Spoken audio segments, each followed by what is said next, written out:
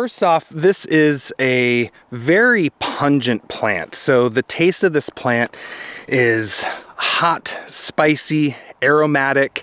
We use the root of the plant here, which is really rich in volatile essential oils that have this very distinctly aromatic flavor, and that is super indicative of some of its core properties, which of course we'll talk about throughout the course of this video. So it's a pungent, aromatic flavored plant.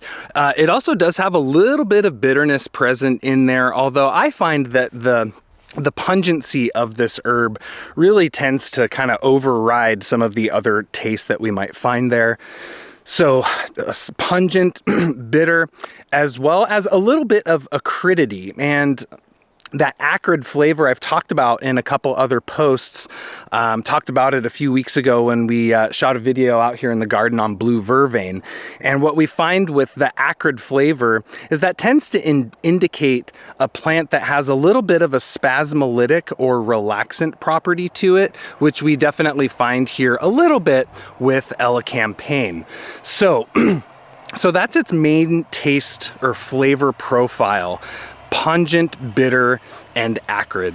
And shifting over into our affinities, we really have, to me, one core affinity of this plant, and that is the respiratory tract. This is a primo respiratory remedy, and it's become one of my favorites because it is, as I'll talk about, a really incredible remedy for rejuvenating lungs that are depleted, that are worn out, that are, have long-standing infection, like chronic respiratory conditions. Elecampane is an incredible remedy as a respiratory trophorestorative. And that's not something you really read about in a lot of books, but that's something I learned from the herbalist Matthew Becker.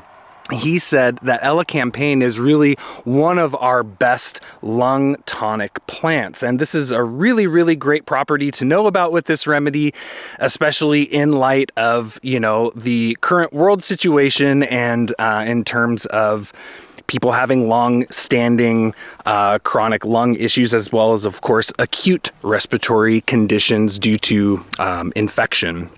So the respiratory tract is one of our main affinities of this plant. We also see that it has an action on the digestive system. And, I don't really think of it so much as a digestive agent the way we typically think of digestive herbs. It's not like a fennel or a peppermint or an Oregon grape or a dandelion in the way that we think of herbs used to support and stimulate digestion. But this remedy does have an action on the digestive system, especially on the mucosa of the digestive system.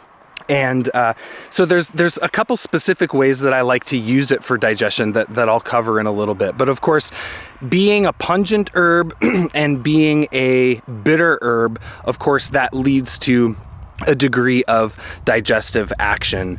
Those are really the two main organ affinities that I tend to think of with this plant. It certainly will have a bit of an action on the cardiovascular system being so pungent. And that's one thing with hot, spicy, pungent plants, right? Is that they typically always have a certain degree of circulatory stimulation that they will have.